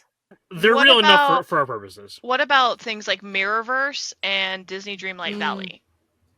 Because in Disney Ooh. Dreamlight Valley, it's Dreamlight kinda Valley, like I the would other, say yes. Yeah, because the other Bandai Namco Disney games were very much setting up their own lore of like they all hang out together in Disneyland and you get to come too, or their equivalent of that. And then Mirrorverse apparently is just insane. I haven't really gone into it.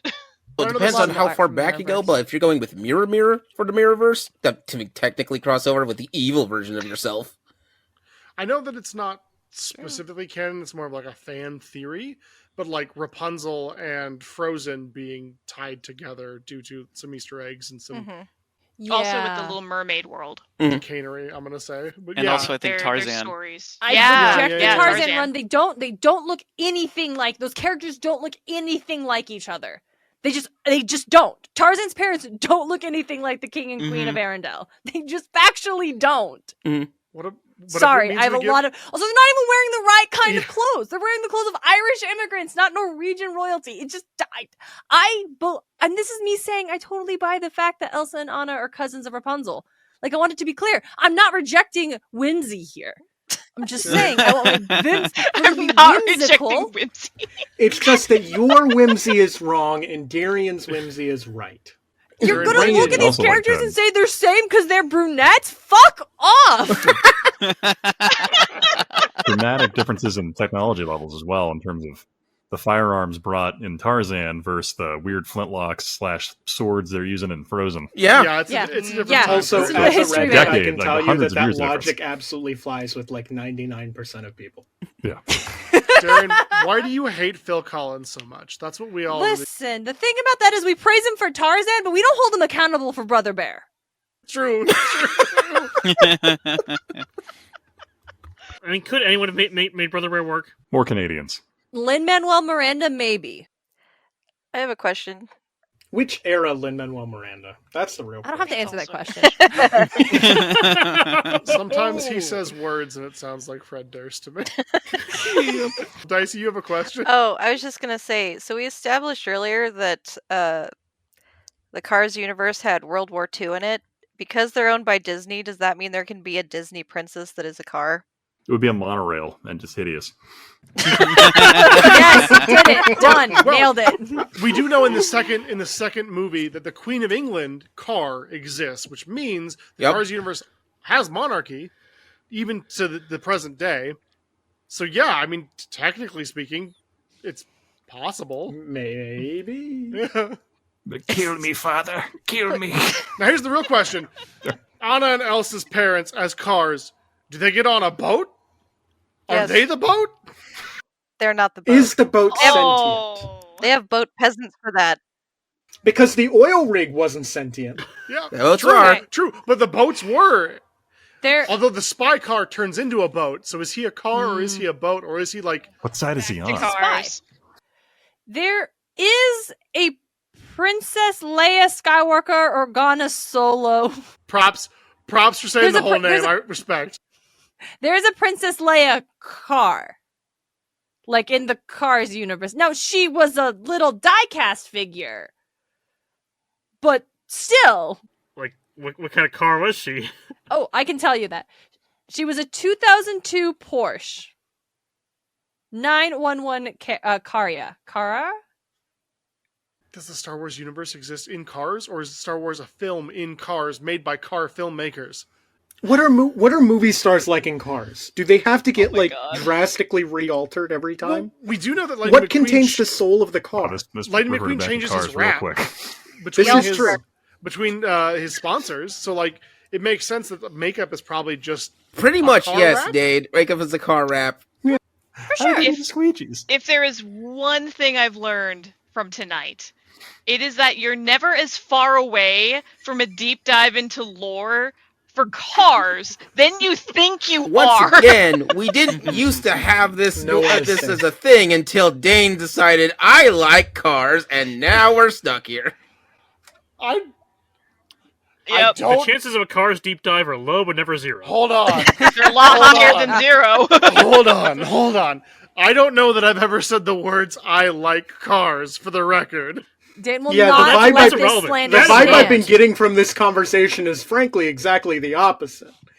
But at this point, what's the difference? I just want to Dane know. I saved want to that for later. understand. We'll- It's like Bill Collins. You That's want to fair. know. That's fair. yeah, we The will horseshoe do that theory later. of cars. Like it, hate it, it comes all the same. It's true. But also, yeah, I will get to your I cars appreciate thing your because words. I've watched all too much of that in order to know, to not haunt me at night. You're the Cars guy. You're the Cars guy. Yeah. Don't I act like this definitely isn't your feel- fault. Barbara, please play back the tapes. Who brought up Cars? I just wanted I to actually, be it was known. actually me. If you want. Yeah. I said Dana. It was. Okay, that's fair. Who The latched calls- onto Cars like a dog with their Yeah. favorite squeaky toy and wouldn't let The it go? tapes I say. Barbara, play back the tapes.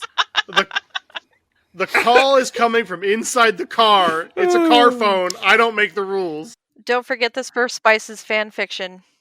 True. Nope. We can forget that. We can go back to Cars universe anytime. How would Ghostface work in Cars? What do you think murder is like? Is No, it all those car are crashes? accidents. Do you think, Or do you does think car- No, like like- car soldiers have technicals? Yeah, cutting the brake lines. lines? Yeah, Cutting the brake lines. How does the Like- car cut the brake line of another car? I was thinking like spike If you strips, drain all the know? car's gas, do they die? Well, that's their food, so no. But if you drain their oil, probably. So you just have to ding the oil pan. Yeah. Well, you could starve them to death by draining all their gas, probably. Wasn't there a sniper in the first one? yeah. No, second. Second, yeah. There's snipers in the Carsiverse. Oh, that's true. They also have airport security. But got 9/11 happen. TSA, airport TSA. Do the cars take off their tires? Okay. I think so. All right, but I'm putting this kibosh in this Cars Cars 9/11. universe. Does car? Dang, I swear. Does car Ghostface wear his mask like this or like this? If they put Cars in Fortnite, does that mean it's part of all They're universes? putting it in Fortnite. That's the rumor. Wait, no, what? no, please. You know Dane's gonna get hooked on Fortnite cars now because that's his thing now. Dane, this is how you get a And more thing. questions for. I don't want this to be my thing. Couldn't I be Dane, like this the? is your thing. Couldn't I be the Fred Durst werewolf guy? No, That's that- gone. That's That's over. gone. That's done. Nope, you lost. It's Dane Fred likes Durst. cars like Leo dislikes portable game Yeah, consoles. yeah. Oh, that's When okay. you Yep, when a that's rumor one. hits on this podcast, you get hooked to it. That's what happened. The rumor- Tim is stuck with the rumor come Tim out. is the comic guy. All right, Darien's the history person. You're the car guy. You used to be the D&D guy. Now you're the car guy. That's how I you have dodged definition in true form. I love that Darien is the history person when we have historic nerd literally right here. I know, there you right? go.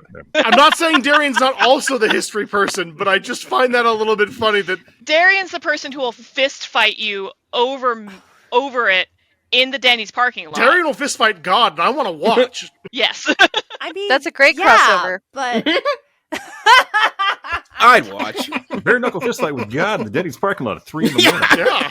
oh god, I never. Is I that would be crossover 3 in the between morning Muses of out of my Mythology and house? Christianity or Denny's and Christianity? It Ooh. depends on What about Waffle House? Like a when does Okay. the Latin music start.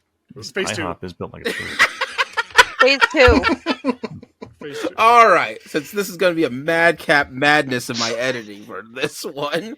Okay. Good luck. Yeah, thanks. Leo, I think you need to just get us out of this episode, or it's gonna Wanna be continue. the cars guy. Well, stop driving the car, Dane. You have an avatar that's a car. Like Then Naruto. let go of the wanted to be squeaky the toy, Dane. Then put it down, Dane. Naruto and Teenage Mutant Ninja Turtles. They have a crossover. That's pretty cool. So Dane, how sensitive are you to car questions? So like if you're streaming and I randomly drop in and drop a car question, I mean, Well, I'll walk through it. oh Absolutely. god, this is gonna be beautiful. Yeah. What if Gonna love you got to this. start with just an actual, like, real world vehicle question, and then slowly How turn do you feel up about the Suzuki heat? Samurai? Twitch.tv/DandDaine. And that's where you can find me for all your hard-hitting cars Yeah, answers. pretty much. So I worked at Just Box kill Lunch me. when they released the Ninja Turtles Naruto merchandise line. Mhm. That's so dope. It was pretty good. I think it's a good crossover, to be honest. Did IDW It made a do lot that? of sense. It was super fun. Yeah. Okay, so the reason why I bring that up, because this is that part is relevant to this episode. IDW has kind of made its career to cross over with whatever. Like, Yeah, basically everything it controls the Oh, yeah, license yeah, to. yeah. Just in Transformers, they've crossed over with Star Trek, the Terminator, My Little Pony twice. Do they become the Enterprise? Fortress Maximus does become the Enterprise. Yes. Let's go. That's so good. It'd be itchy with people. Even inside. more than not remembering that there are genuinely like 7 or 8 Transformers crossovers alone. And that's not even getting into what they do with the others. I find There's it Back to odd. the Future at least once, but I think they do twice. Yeah, No, just once. I know that there's a Transformers and Top Gun crossover. That was just a toy. They didn't actually do a story. For. true, but like, so Transformers and Ghostbusters, and that one actually is canon to the IDW Ghostbusters series. that is a thing that happens. do you think it's because Transformers can transform into a robot and a car or a vehicle of some sort that they get the crossovers? Because I do find it a little bit interesting. Oh yeah, absolutely. They're very easy to slot in. Because we don't really see that with like G.I. Joe or My Little Pony would be really out of place, right? Or like Power Rangers wouldn't fit for a lot of things. But like Transformers, like, yeah, it's a car and it's a dude. It's a car By dude. 6 terms of separation, I suppose you could say G.I. Joe crossed over with most of those things as I well. guess Because that's true. IDW did have G.I. Joe for a while and just decided, fuck it, we don't care. At one- Make them at one point- Transformers. At one point, towards the end of IDW's original Transformers run, in the same universe, you had Transformers, G.I. Joe, Clue, Gem and the Holograms, Yeah. Truly Rob outrageous. Space Knight. Yeah. There was a lot. Do you think So, they talk I about guess- it? That's fun. So I guess the question would be if Transformers crossed over with Star Trek and Transformers crossed over with G.I. Joe, did the G.I. Joes fight in the Star Trek eugenics wars? Is that a thing? I mean, I don't see any other logical conclusion. No, I was going to say, I would not be surprised if they did. No, Mm. partially. Mhm. So First Contact doesn't happen until after, so they'd have to know the existence of alien life before First Contact. So that gets messy. He has to say the time cops would probably come get him in an off-screen episode of Mind Wipe. I really like seeing. But don't worry, because Doctor Who has crossed over with the with Star Trek, Oh, so Star that's Trek. a thing. And they I have have that. a line item in their stuff for Doctor Who in their Star Trek canon. Like apparently it's like Q, but we're not as big. Y'all remember when Snake Eyes and Captain Kirk fought? Prove me that didn't happen. There's probably a double axe handle in there, but Yeah. True. But keep in mind, if anything happens in the Star Trek universe, that means you also have a mirror universe. So then there's the evil G.I. Joes. Oh. everyone has mustaches. Oh, yeah. Oh, So fun. Here's an easy explanation. It's just the holodeck. No. Oh, that's No. It's just a holodeck way to episode. ruin it, Dane. Hey, let's Guys, talk what about up? cars. No, stop it. What do we think about Radiator Springs No. Racers? What if all of Cars is a holodeck episode? Perfect.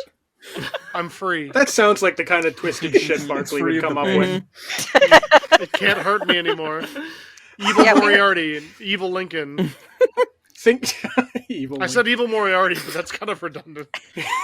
evil Not evil Moriarty enough. is actually a good guy. He's just kind of a dick.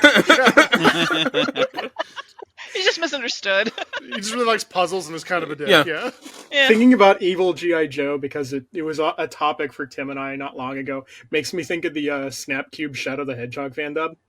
I think you're confusing legality with morality. You did waste military resources, which I think is very funny. Not a sin, though. It's every day in Yeah. the military. I have to go, Sonic. I love Latinas. Well, that's a fact. No, End on that Oh, one. that me. one. Okay, Yeah, we're done now. I can't take credit for that. All right. So with that, I think this wraps up our second part with these crossovers. At that point, if you, as the audience, want another crossover episode of this kind of magnitude, Why would you? yeah, pretty much. Wow. What's wrong with you? More cars all the time. I'm gonna have to give Spice a stick to poke Dane whenever it brings up cars again. Yeah. I didn't bring it up. Yeah, you dude, did. stop bringing up cars. no, Oh y'all my did it. god. Well played, historic nerd. Now. Oh god. Oh god, there he is. Cars. But it was there the entire time. All right. So here's the thing, though, right? Crossovers are fun. Like, even in this episode, as madcap insane as this is, can we say that any of our guests are not having fun on this particular episode? My cheeks hurt. Yeah. I have to reconsider several values I hold dear, but other than that, I had a great time. That's a mood. That's a move. Now, that being said, much like any other major crossovers, I'm going to have a lot of these guests here again for other episodes in the future.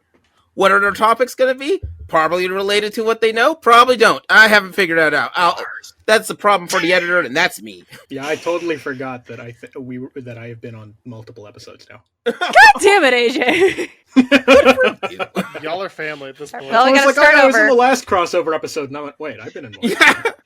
They're all their special type of fever dream. For sure. That It's a just great means we have to time. start over, All right? of them were similarly chaotic in nature. We've started what, Dicey? We have to start over. The whole podcast over now. Yep. Yep. Darn. Let's just be The real reset. cool and not bring up cars. How's that sound? I can't promise that. So, with that being said, real quick, I guess, ish, if you have one favorite crossover of your things, of epic proportions of such, or ones that are epic and dear to your heart, why don't you just shout out to what they would be on this whole thing? Oh my god, we didn't even talk about the Scooby-Doo clones crossover. Shit. Yeah, we did. No, we We'll didn't. have to Not come back really, for part though. 3. We did. No, we didn't. But We did like a Jabberjaw drive-by of it. The Funky Phantom. I know we've talked about that before, but still. And this, I guess, will be me signing off as much as I want to. So my absolute favorite epic crossover type thing would be the ending / middle of one of my favorite comic trades of all time, which is the Army of Darkness meets Hack and Slash. That's a good one. That's a good point. Let's Mhm. That can we is go a around and very just say what solid our pick. favorite crossovers Yeah, are? yeah. Is there time Like, for if that? you want me Is for that a okay? general crossover, I'm going to go Laugh Olympics. The idea of having 800 different Hanna-Barbera characters in one episode is a thing, and you rolled Yeah. dice on that one. yeah, Laugh a Laugh Olympics is fun. But Very So easy fun. choice. But for me personally, that is a comic trade I go back to over and over again. It's sweet, it's fun, it's endearing, and the ending to that story is so juicy good and depressing at the same time that I don't spoil it for anyone with that. Unless they ask me to, And but not in this podcast. And this is a spoiler-heavy podcast, so you know it's good. Oh, it's delicious. All right, so moving on. Let's go with Dane on this one. Shit. Let's go with Dane on this one. Double shit. God, man, I don't know. I mean, Now Godzilla remember, and- this is epic to you, so the greatest of the they're greats. all great, though. That's the problem. I mean, Jetsons and the Flintstones is really good. And kind of classic in its own way. It's not my favorite, but it's the one that comes to mind. Get that out of there, Dane. I don't know, man. You know what? Pass. We'll come back to you. Sure. Spice, move on. What did I do to you? On this episode. Show's host has to go first. Start of the fanfic. Ah. Yeah, that's fair. I would just say Super Smash Brothers. Honestly, like it's really really good. It's solid. Every iteration is better than the last. I hope the Smash team finally gets to go home and see their family once in a while, but it always delivers. I remember mine now. If that All helps right. today. Going back to Dane. Power Rangers in Space and the live action Teenage Mutant Ninja Turtles TV show. Dane, I will hunt you down. It's so good though. It's so good though. It's a really good one. Good. It's such a good one. That is something I have not thought about in a very, very long That's time. the one that has Venus Yes, in it, right? it Although I will say in the is. comics recently they've done a Yeah. crossover where the Power Rangers become dinosaur people and the Turtles become Power Rangers, and it's awesome. Yeah, that was good. Yeah, Wait, seriously? it's real cool. Okay. Because this sounds like one of Dane's crazy, Trust- I imagined it, trust me, it fanfic sort happens. of stories. No, that happened. So Oh, Tim sure. can confirm. Okay. Can't trust the cars guy. All right. can you? So I guess moving on. Tim, you're up. So I'm trying to think of one, a little bit out of the ordinary, because everyone's gonna, because we're gonna say a lot of the obvious ones. There's one I really like. It was a mid 2000s comic. I can't remember exactly who published it. I have it somewhere. Dracula versus King Arthur. That's a deep cut. Ooh. Okay. Okay, in general, I will watch I'll watch Dracula Dracula fight fight anybody. King Arthur. Mm-hmm. Dracula fights Batman, I'm in. I'm in. Dracula fights cars. Is he a car or is he just a guy? Is there a Dracula car? Dracula versus Christine. With a screwdriver in the transmission. Hard. Who's next? I was good. I guess we'll go with AJ on that one. I was like, okay, I got skipped. I dodged a bullet on that one. Not on my watch. Are we counting shared universe stuff? This is one that's epic to yourself, so the one that you personally favor on that. So if Okay, you want then- shared universe, go for it. If you want two separate universes, fine. I can't pick just one, so I'll give you both because they're both shared universes, but they're in different ways. And that's either the way Space Ghost Coast to Coast Yes. sets up Harvey Birdman, Attorney at Law, or Yes. the Fables trilogy Yes. between Question, Green Arrow, and Batman in the late 80s. Both very great AJ. choices. All right. So with that, let's go with Dicey. I am also going to go with two. But one of them is, and I don't know, it's a crossover, but because it's a limited run, I don't know if it counts as epic, but it's one that stuck with me. I loved the run of Deadpool, where he went into classic literature and started killing classic literature figures to kill Marvel superheroes because they inspired them. And I always remember that one because he laughed really hard after killing the Little Mermaid and Aquaman died. It's a classic. One. But the other one is something we didn't talk about at all, but one I like to promote just because I like this series, and I'm going to butcher the name, but I think it's called The Tales of Crestomancy. It's the Nine-Lived Enchanter books. So in this world, in this universe, there are 9 different worlds, and there's usually one wizard born with 9 lives. So normally you have one person, one life, but the book series covers a number of different Crestomancies, which is the title for the Nine-Lived Enchanter, and just him jumping between universes, or her, depending on which story you're covering. It really is a very broad, interesting thing, and there have been a couple of books where you actually meet 2 of them at the same time, which of course Ooh, causes that sounds chaos. fun. Do the wizards ever kiss? No, they have already had their specific partners. So no. But what is fun is when No. one of the books, his sister, he has 9 lives, his sister doesn't, but his sister forces her way into a different universe, and all of the As other you do. versions of her get pushed forward into the next universe. So it's an interesting cascade of them all getting shoved into different universes. All right. With that, Darien, you go next. Super Hulock. I will not explain. I will not expound, and I'm taking no feedback at this time or any other. Yeah, that's probably the right way to handle that answer. Oh, straight with the now there. All right. When you say I'm not taking any questions, that is it. All right. In that case, Ian, go for it. I'll pitch mine like a sales pitch to you. So one sec here. Hey, remember the 90s? Remember your local 90s video game computer store that you'd go to? And by the back door or the front door of that store, there'd be a box full of random assortments of CDs and games they were trying to get rid of. One that stood out to me was one called X-Men: The Ravages of Apocalypse, which was a full conversion mod for Quake 1. I'm not sure that necessarily qualifies as a crossover game, but to me it always kind of, straddled that line between two different franchises of Quake and X-Men. And that was the one I would go to. You know what? I'm going to count that one. I'm sold. Yeah. I'm sold. I will take 10 copies. I will invest 10%. I got $30. Take it or leave it. I don't know why, but I That does- almost thought you were going to be like Mario and Sonic at the Olympics. Oh, the Sochi Olympics. For your Yeah. love of Nintendo Oh, and yeah. Sega at the same time. My love is more for Sega as a diehard Dreamcast kid who, lost the console wars firsthand and got to live through that experience. I'll never forgive them. Thank you for your service. I really thought you were going to say it was a mixtape was your favorite crossover. Skies of Arcadia lives on in my heart, Ian. I'm there with you, man. So is know Warp any Tour sailors? crossover? Hey. Oh, What was that, Darien?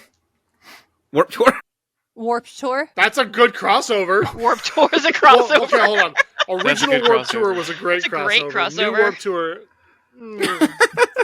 Now the reboots are never as good. Ash, have you gone yet? Yeah, we're still waiting I on hadn't Ash.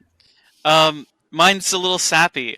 Mine is Godzilla and the MonsterVerse because I grew up watching it with my dad. Aww. So Yeah.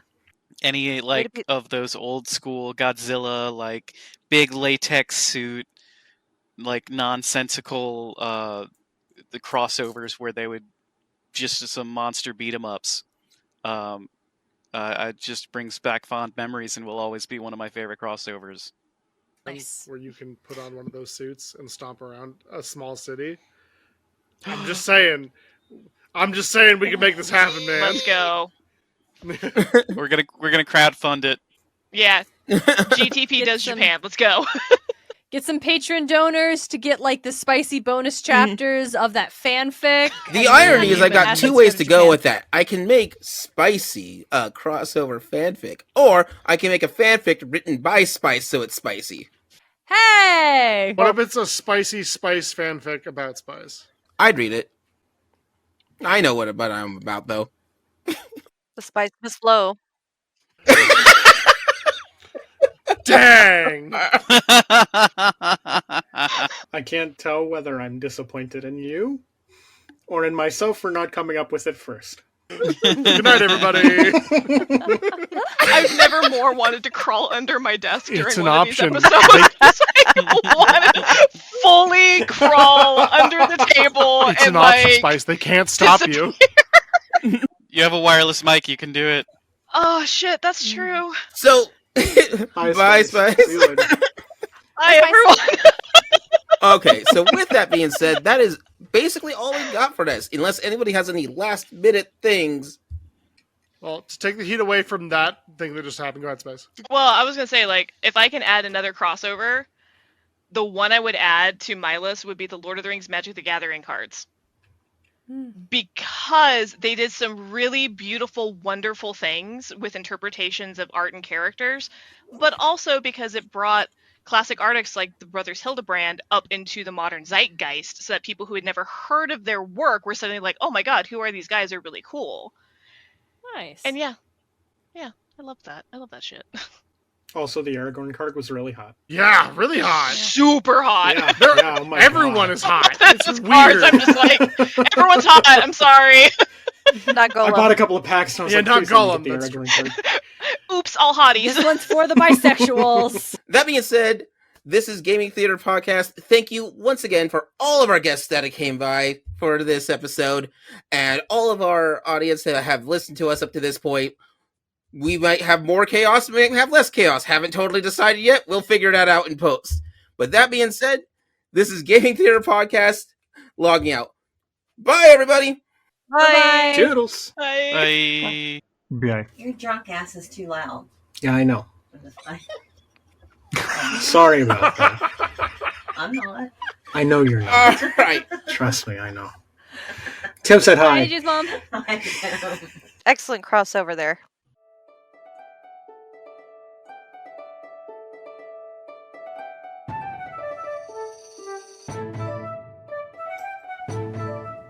Gaming Theater Podcast is hosted, created, produced, and edited by Leo Garcia, the Geek Scorpio. Our music is A Drinking Game, stock media provided by Stormwave Audio /Pond5. Our cover art is by Adam Parker. You can find him at ParkerGFX on Twitter.